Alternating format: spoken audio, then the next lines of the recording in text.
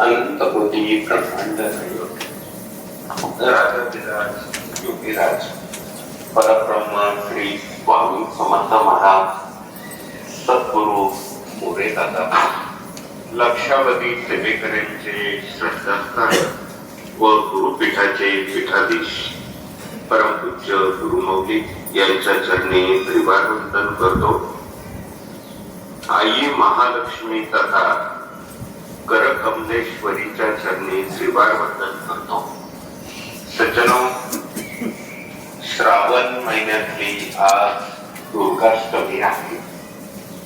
त्यापैकी दुग्ध शर्करा योग की आज गुरुवार आहे.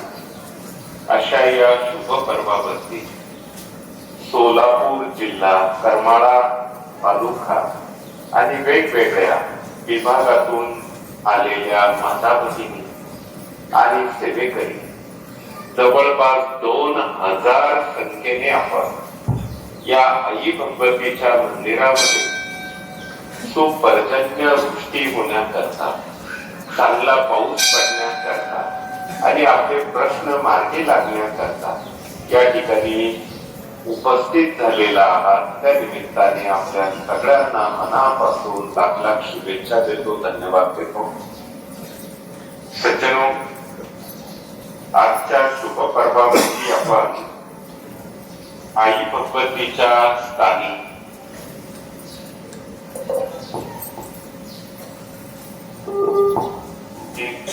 स्त्री यंत्रावर, कुणी सुपारीवर तर कुणी आई भगवतीच्या टाकावर कुंकू वाहून ही अत्यंत देव दुर्लभ अशी सेवा केलेली. आता ही सेवा झाल्यानंतर आपल्याला त्या कुंकवाचं काय करायचं हाही प्रश्न असेल. उत्तर असं आहे की कुंकुमार्चन झाल्यानंतर ते कुंकू 2 पुड्यांमध्ये भरून ठेवावं किंवा 2 डब्यांमध्ये, प्लास्टिकची डबी छोटी असेल त्यात भरून ठेवावं. त्यातली एक डबी जिथे आपण कष्टाचा घामाचा रुपया ठेवतो त्या तिजोरीमध्ये ती कुंकू आणि कुंकवाची डबी असावी. नंबर 2, दुसरी जी डबी आहे ते कुंकू घरातल्या प्रत्येक सदस्यांनी, सर्व माता भगिनींनी कपाळाला रोज लावण्याकरता वापरावं. त्यामुळे मानसिक शारीरिक आपलं स्वास्थ्य चांगलं राहतं. धन प्राप्ती आपल्याला होते. अप्राप्य लक्ष्मी प्राप्त्यर्थम प्राप्त लक्ष्मी चिरकाल संरक्षणार्थम. त्या धनाचं संरक्षण होण्याकरता, त्यात वाढ होण्याकरता तिजोरीमध्ये ते कुंकू ठेवावं. हा त्याचा मागचा खरा आध्यात्मिक हेतू आहे. नंबर 2, आज आपण आपल्या सोलापूर तथा करमाळा या भूमीमध्ये चांगला पाऊस पडण्याकरता एवढ्या मोठ्या प्रमाणात एकत्र आहे. खर तर सोलापूर म्हटल्यानंतर स्वामींची आणि पांडुरंगाची, भगवंताची, आई भगवतीची, महालक्ष्मीची ही भूमी आहे. तिला सोलापूर म्हटलं जातं. स्वामी चरित्रात सोलापूरचा विशेष उल्लेख आपल्याला बघायला मिळतो. महाराज कर्दळी वनातनं आले आणि पुढे हैदराबाद करता करता या सोलापुरात अक्कलकोटापर्यंत त्यांनी भ्रमंती केली. महाराजांचं वास्तव्य या भूमीत जवळपास 22 वर्षापेक्षा अधिक आहे. आणि म्हणून सज्जनो, या भूमीला परत एकदा आपल्याला स्वामीमय सुद्धा करणं अत्यंत गरजेचे. पांडुरंग याच भूमीत आले पुंडलिकाच्या भेटी करता. स्वामी महाराज बेगमपूर, मंगळवेढा असं सगळं अक्कलकोट आपण वाचतो त्यामध्ये, याच भूमीमध्ये होते.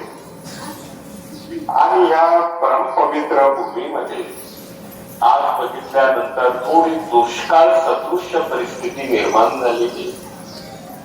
आणि त्या दुष्काळाचं निवारण होण्याकरता आपल्या हातात काय आहे तर स्वामींची रुद्राची सेवा, आई भगवतीची सेवा, म्हणूनच आपण एकत्र आहोत आणि एकत्र येत ना.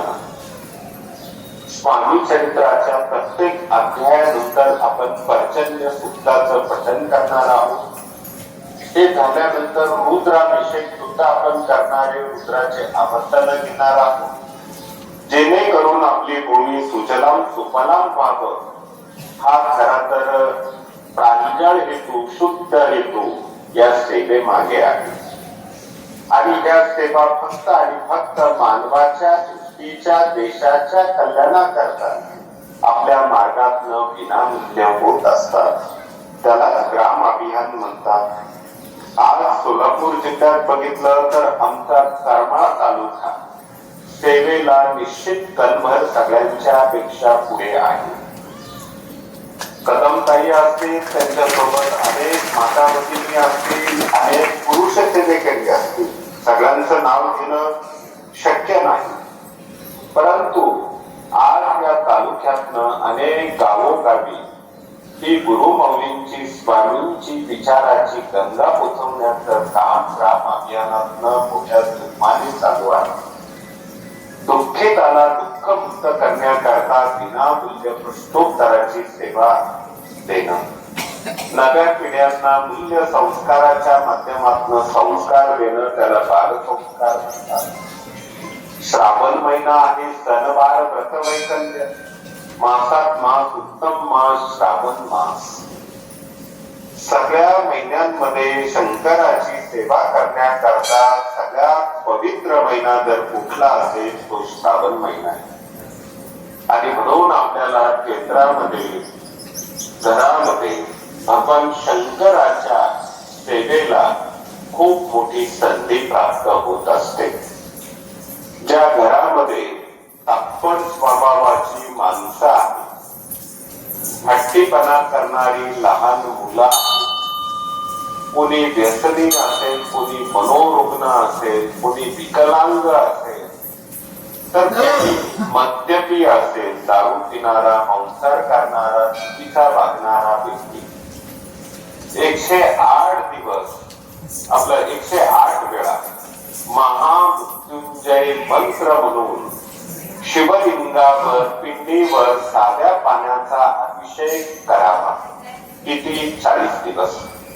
आणि रोज त्या अभिषेकाचं तीर्थ आपण आपल्या घरातल्या शिक्रकोपी, हट्टी, तामसी, मद्यपी, मनोरुग्ण, मांसाहार घेणारा, चुकीचा वागणारा अशा व्यक्तीला पाजावं.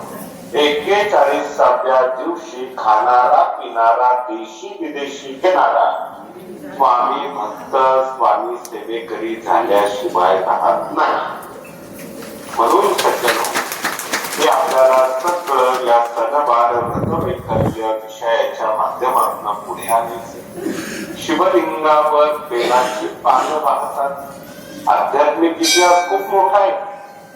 पुराणामध्ये कथा आहे समुद्र मंथनाची, आणि ती सांगायला, ऐकायला आपल्याकडे वेळ आज कमी आहे. पण आपल्याला सांगू इच्छितो, ज्या लोकांना डायबिटिक आहे अशा मंडळींनी रोज जर 2-3 पानं बेलाची चावून खाल्ली, रक्त शर्करा नियंत्रित होते. म्हणून हे एक उत्तम आयुर्वेदिक औषध डायबिटीस वर गुणकारी ठरतं. खूप विषय आहे.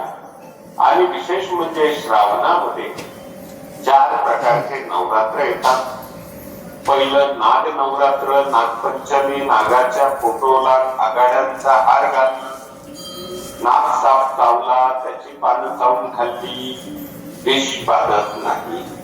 दुसरं येतं सागरी नवरात्र, आपण त्याला नारळी पौर्णिमा म्हणतो, रक्षाबंधन, सागराची मान सन्मान युक्त सेवा करणं. तिसरा विषय येतो कृष्ण जयंती. ज्या कुटुंबामध्ये संतती नाही, पुत्रप्राप्ती हवी आहे, अशा दाम्पत्याने कृष्णाची सेवा करणं क्रमप्राप्त. चौथा विषय नंदी नवरात्र, बैलांचा पोळा म्हणतो आपण. आणि याने आपण श्रावणाची सांगता करत असतो. अशा प्रकारचे सणवार व्रतवैकल्य ग्राम अभियानाच्या मार्गदर्शनातून आपण विनामूल्य पोचवताय. मोठ्या प्रमाणात पोचवावं. आरोग्याचा विषय, पाऊस, आबट वातावरण म्हटलं की सर्दी, कफ, खोकला. मग अशा वेळी आपण घरामध्ये बिना चहा पत्ती, बिना दूध, साखर, गूळ, कोरा चहा ठेवावा. ग्लासभर पाणी, 4-5 तुळशीची पानं, एखादा काळा मिरा, 2 लवंगा, थोडं आलं, हे सगळं उकळून आणि चवीला जर गोडपणा हवा असेल तर ज्येष्ठ मध थोडस टाका. ज्येष्ठ मधाची पावडर किंवा काड्या मिळतात, ते थोडस टाकावं. हे जर आपण उकळून घेतलं आणि सकाळ संध्याकाळ कपभर जर हा काढा घेतला तर सर्दी, कफ, खोकला थांबतो, शरीरात उष्णता निर्माण होते. तर हे अनेक विषय ग्राम अभियानातून आपल्याला जनते पुढे विनामूल्य पोचवायचे आणि उत्तम प्रकारे आपल्या माध्यमातून काम चालू आहे. थोडा सेवेला इतर काही सोलापूरचा भाग मागे पडलेला आहे. आपल्याला त्यावरही लक्ष केंद्रित करावं लागेल. म्हणून आता आपला अधिक वेळ घेत नाही, कारण आपल्याला सुपर्जन्य वृष्टी करता स्वामी चरित्र, पर्जन्य सुक्त आणि नंतर रुद्राभिषेक किंवा रुद्र पठण असेल ही सेवा करायची. म्हणून आता पाणीला विराम देतो.